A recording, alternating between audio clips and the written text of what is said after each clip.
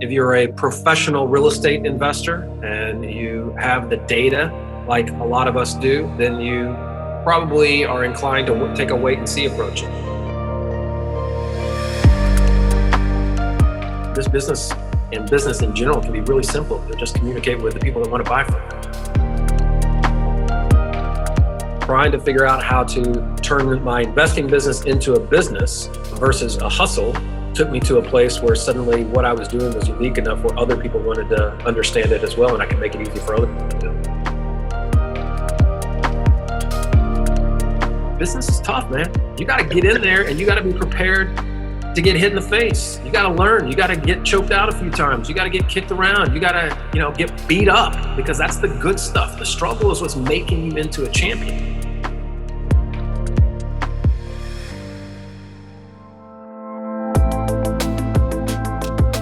The real estate world is changing. Opportunity is everywhere. It has never been so easy to connect, share, and bring people together.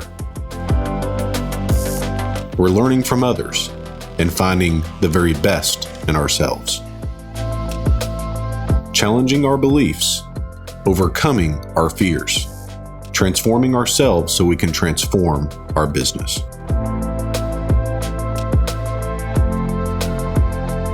This is Investor Creator. Kent, welcome to Investor Creator. Hey, man, thanks for having me. So we're going to get into a lot of different things because your background is really interesting. And I know you had some struggle at the beginning whenever you transitioned from the wholesale grocery world into the real estate world. But first, I really just want to get kind of your state of the market. So in terms of what you're seeing in the market right now with your vast experience, is it really time to push forward, or is it time to pull back, in your opinion?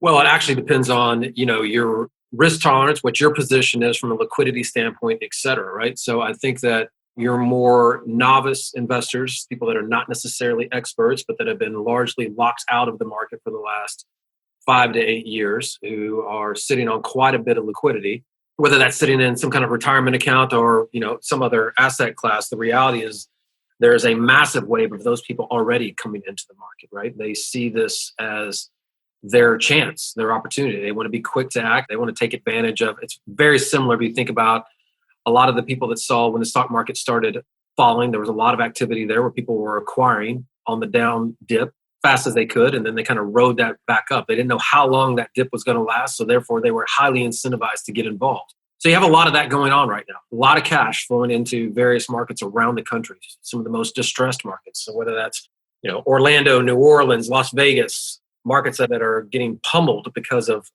just the nature of the industries that drive their core economy. A lot of cash is going in. So if you are a wholesaler and you are in a position to where you can potentially help connect some of those dots, this is an amazing opportunity. One that you may never get again in your lifetime, where you can connect with cash buyers on one side, connect with a distressed asset class on the other side, kind of push those two things together and accumulate a lot of income very, very quickly. Now, if you're a professional real estate investor and you have the data like a lot of us do, then you probably are inclined to take a wait and see approach, a little bit more of a 12 to 18 month approach before we go in and start buying, because I think we're in a long haul here, right? I think that there's a lot of the subsidies that have taken place, right, from the government that have kind of helped prop up some of these. The economy is 100% driven by the consumer in the end.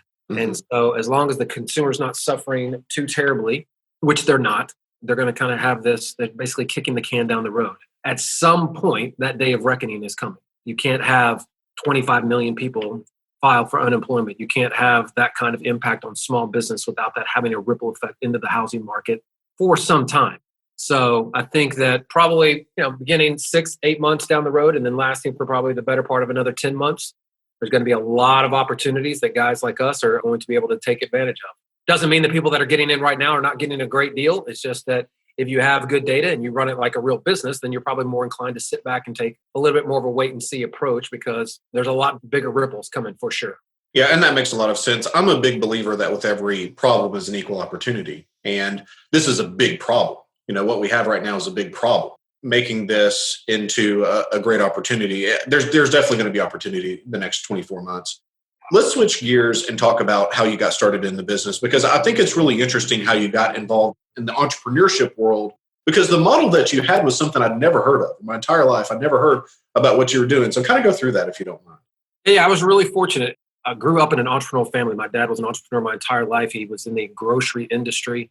So I had a front row seat to see what it looked like to start and run a business and struggle and all that kind of good stuff. And so when I was 17, we were running a business that was basically an arbitrage business. And it was, in that particular industry, it was called diverting, because we were diverting products that were intended for one market and putting them into another market. So when a manufacturer, there's roughly 25 to 40,000 items in any grocery store. And what most people have no comprehension of, rightfully so, is that just about every single one of those items at some point, the manufacturer is selling them at a significantly discounted price in one market versus another market. Now, mind you, it is the exact same item everywhere in the country, right? So that Nestle's bottled water or that 16-ounce jar of Peter Pan peanut butter or the Charmin tissue sitting on the shelves is exactly the same product. And that little barcode, that UPC code, is exactly the same everywhere. The problem is that if they need to gain market share in New York City,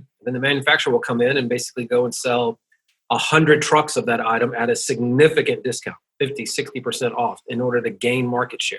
And so when they do that, they immediately create an inefficient market. You have the exact same product being sold for two different prices. And so if somebody is smart enough to go and get their hands on the product at a discount, they can basically ship it anywhere in the country and sell it just a little bit below the manufacturer's list price and make a profit, and everybody will win. And so that's what we did. We basically started buying and selling truckloads of groceries when I was 17 years old. And by the time I was 23, I was running a $50 million a year company based in Memphis, Tennessee. By the time I was 27, I've been so successful running that company. A large competitor came in and bought us based out of Boca Raton, Florida, moved me and my wife down to Boca Raton, Florida. And suddenly I was running an $800 million a year company. 27 years old, had no idea that was a big deal. Looking back now as a 50-year-old guy, I'm like, what the hell were they thinking? But running an $800 million a year company and turned it into $1.8 billion in about 30 months when I was running it. And the basic concept that we put in place there that worked so well, and the reason why we experienced all that growth, is that the industry that we were in, although it was a very small industry, only roughly did $5 or $6 billion a year, everybody did the deal the exact same way. A wholesaler or retailer who suddenly had that 100 trucks of Charmin tissue would pick up the phone and they would call about a dozen different guys like me and say, I got it. Who wants it? What do you want to pay for it? And then we would all start banging on the phones and finding somebody that would ultimately buy it from us. And so it was kind of a race to zero. We were all competing over quite literally the exact same truck. Who was willing to pay the supplier more and who was willing to take the least amount on the other side. And so that's a business that wasn't really attractive to any of us, or that model, I should say. So the big epiphany, this is why sometimes it pays to be naive and young and believe that anything is possible, is it took a 27-year-old kid coming in there and saying, what about this? Why don't we just go ask all of our clients who are giving us hundreds of millions of dollars a year, why don't we just go ask them if I could sell you anything at any price on any day and deliver it, in any quantity? What do you want to buy?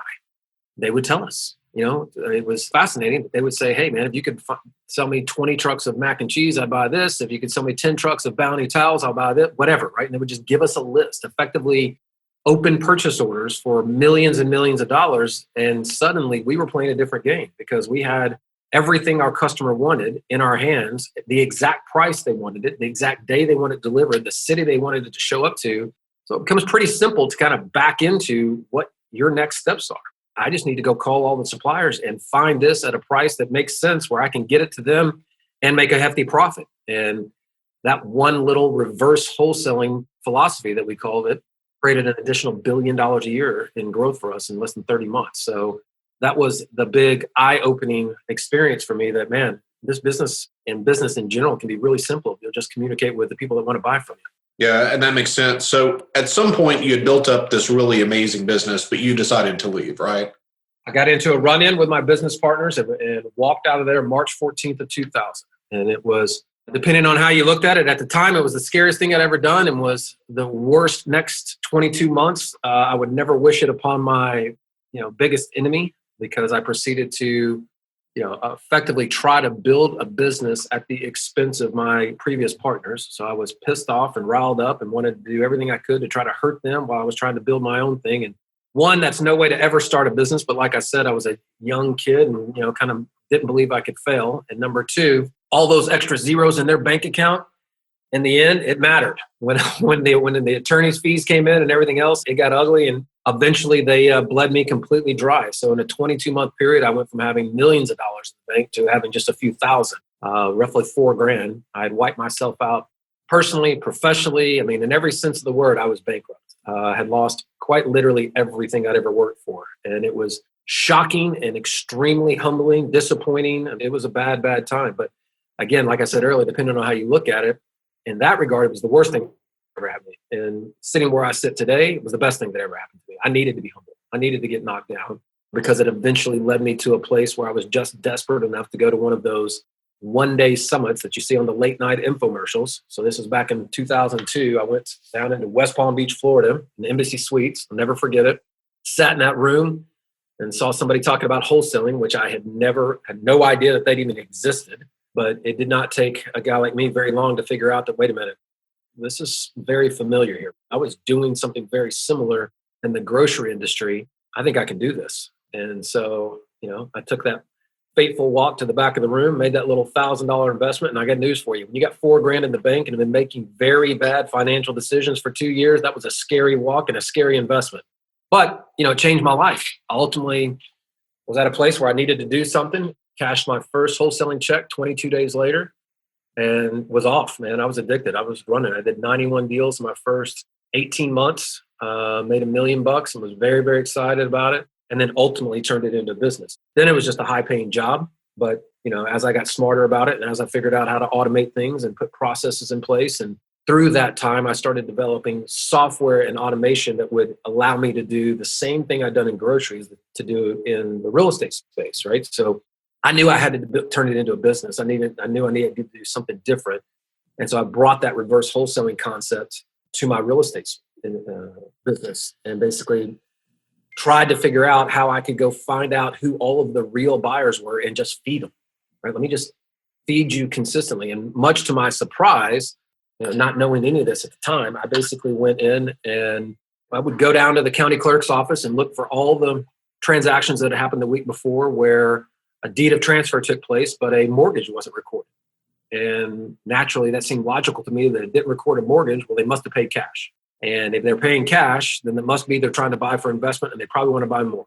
And so that was my logic. I started putting that list together, started engaging those people. Sure enough, I ended up being right. They were investors. They were looking to buy more. And I started creating a system where I could do that very, very quickly.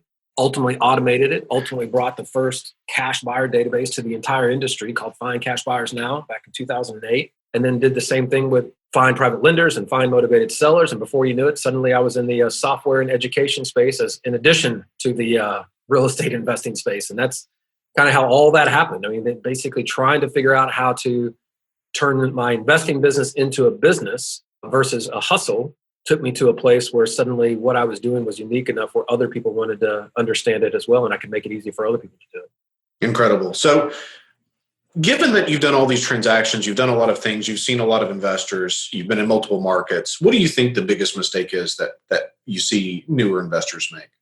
A few. One, I see a lot of people that jump in and try to buy rental property instead of right out of the gate. So they somehow think they're going to go buy an investment property that's going to produce $100 a month cash flow, and then suddenly that's going to solve some problem for them. What they need to do is be creating actual amount of cash, right? As we both know, or they need to have access to more capital in order to be successful in this business. So either one, you have to create an active income stream like wholesaling that ultimately will allow you to get into the passive world, or you just need to be a passive investor because you have plenty of money and or access to money and can do it, like that. I see a lot of people making that mistake. Also, and when somebody does make the decision, and this isn't unique to real estate, this is what most people do in business as well. They come in with the approach, they completely underestimate what it would take to actually be successful in business, to actually create this dream that they're trying to create. And the analogy I've used several times is that, if I pick up the phone and I told you, I got it figured out. I've watched every YouTube video out there on how to be a great MMA fighter. I have read every book and I've listened to every podcast and I've bought as many, free little trinkets as I can. I think I'm ready to get in the ring, championship fight 250 and go toe to toe with the world champion. I think I'm ready. No. I've never stepped in the ring. I've never actually done anything. I've never actually gotten ever living crap beat out of me. I've never actually listened to anybody, but I think I'm ready. If I said that to you, you'd be like, dude, you've lost your mind. What in the hell are you thinking, right? And you would be right. What the hell, what am I thinking? But that's exactly what people do with business all the time. They come in and say, hey, I saw this video, I saw that, I got this, I think I'm ready. I don't really have to really do anything. They told me I could push a button. This was all going to rain money on me. I think I'm ready. When the reality of it is business is tough, man. You got to get in there and you got to be prepared to get hit in the face. You got to learn. You got to get choked out a few times. You got to get kicked around. You got to, get beat up because that's the good stuff. The struggle is what's making you into a champion.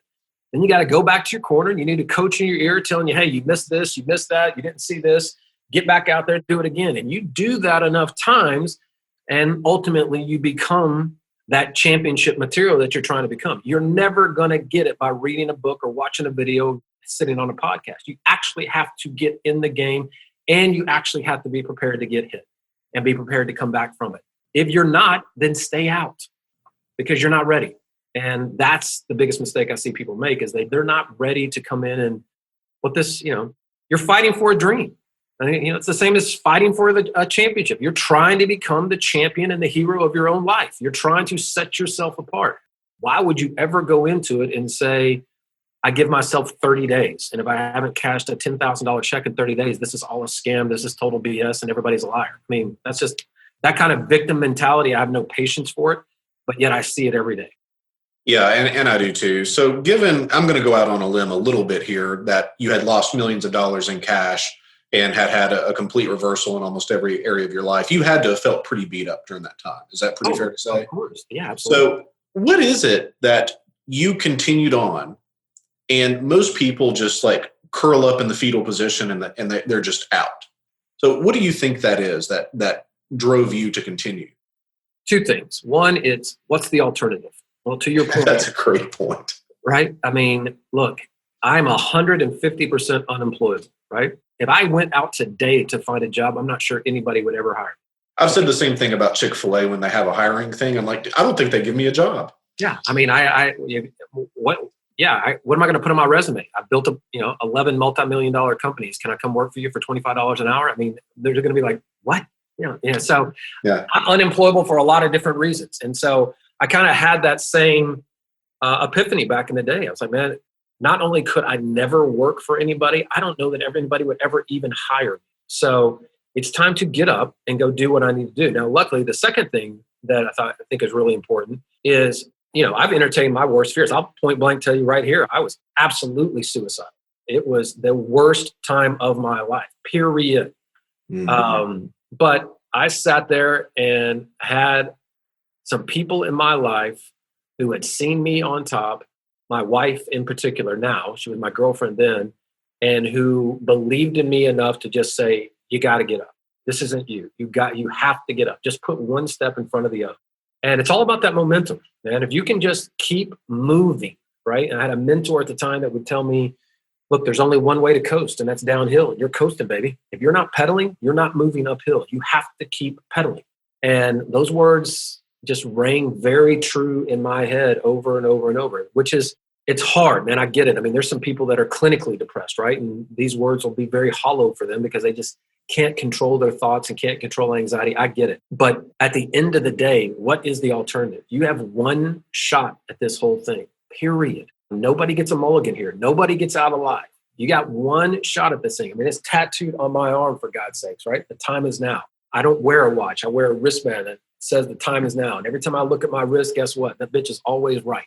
That's the way I live my life. It's one moment, one day at a time. Just keep pushing ahead. Do not stop. And as long as I do that and string enough of those days together, it seems to work out. Being that you've been basically in the depths of despair and had a really tough time at certain points, Have you ever also had this big mountaintop moment where you feel like, oh man, like I've done it now? Or for me, what I find is that every time that I hit a goal, I see how much more I could have done. And it's like the finish line that's always 2 miles away from me. Doesn't matter how far I run, it's always 2 miles away.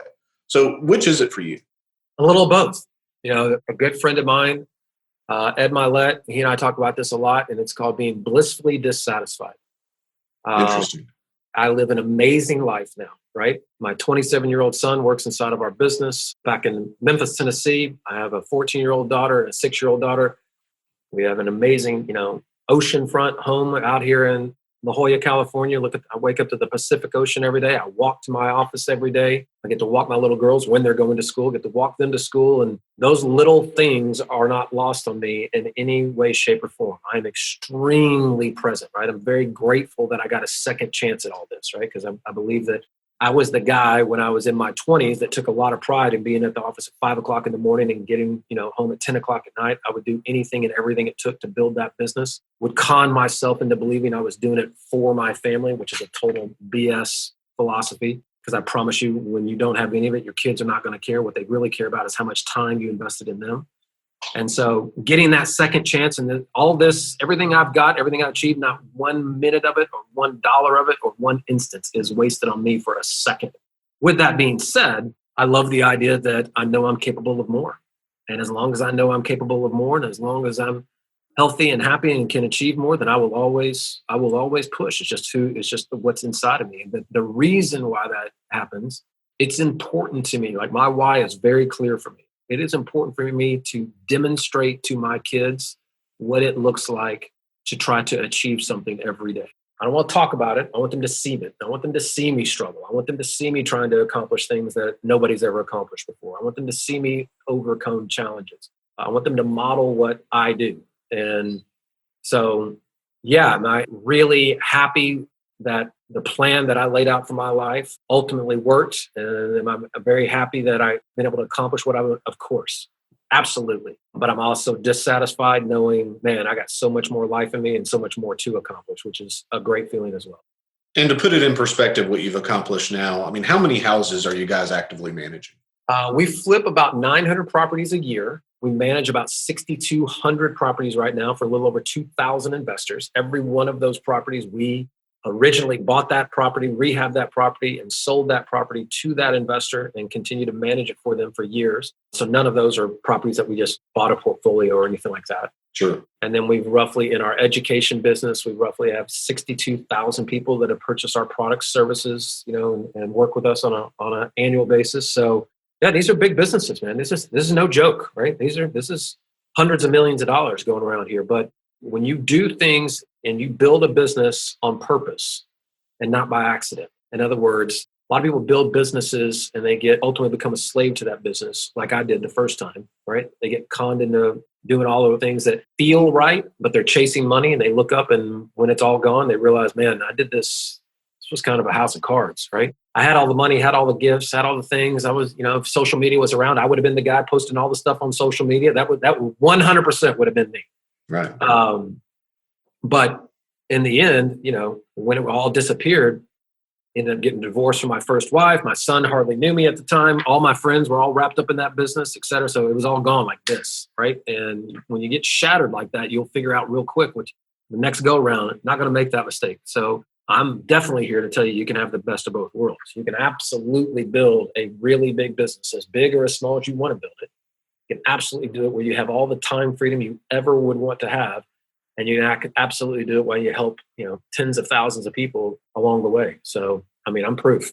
Kent, I appreciate our time together. If people are interested in finding out more about you, where's the best place for them to go? I'm easy to find now. Talking about social media, just find me on Instagram at Kent Clothier, find me on Facebook at Kent Clothier, or you can just go to KentClothier.com. Anything I can do to help you or any of your listeners, man, I'm there for you. Appreciate it very much. All right, brother. Take care. Peace.